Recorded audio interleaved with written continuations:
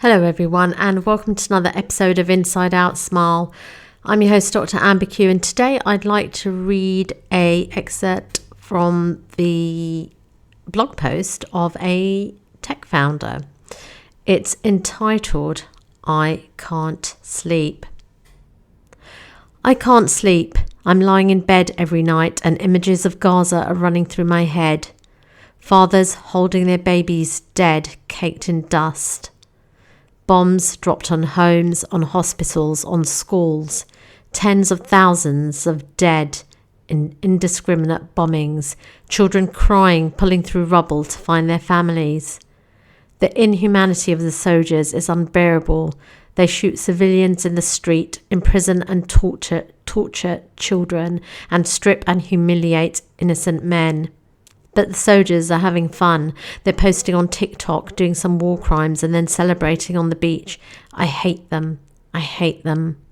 I can't work. I code for 5 minutes before their bodies come back. I must work, but who could do a startup through a genocide when 20,000 are dead, when the Israeli-imposed starvation is settling in? I try, though. The distraction is good for me. I look at my colleagues, the founders, the investors, my network, my friends, my advisors.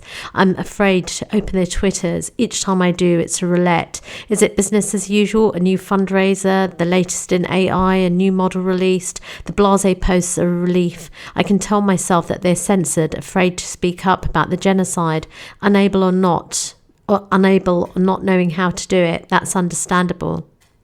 The propaganda kills me. People I thought were friends were allies. So much humanity for those killed on October the 7th, none for the people killed on the 8th, 9th, 10th, 11th, 12th, or in November or December. 20,000 people killed by deliberate, indiscriminate bombing.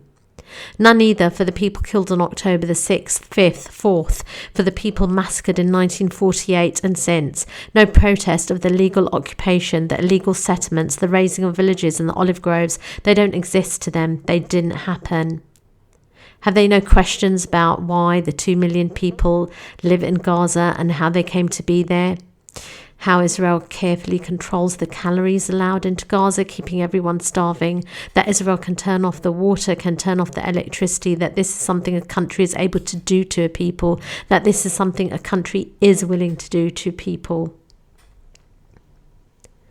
Is this what Israel is, the tech outpost, the US ally, the beacon of democracy in the Middle East, a country that kills journalists and writers in surgical strikes, that forces doctors away from ICU babies, leaving them to die and to rot in their incubators, whose snipers shoot children and grannies in the head?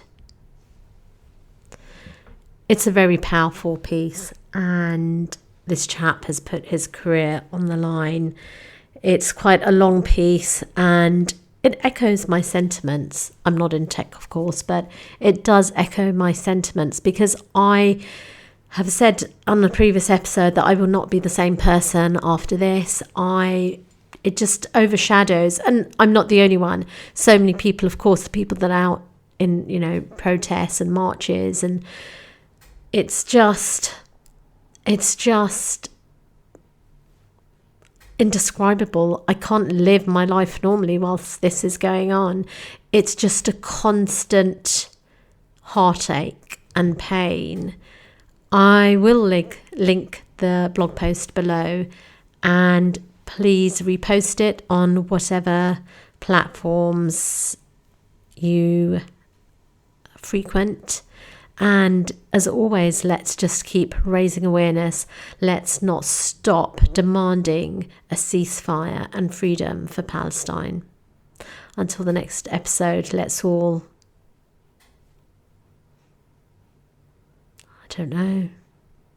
let's all create awareness, and let's all not just change lives, but save lives.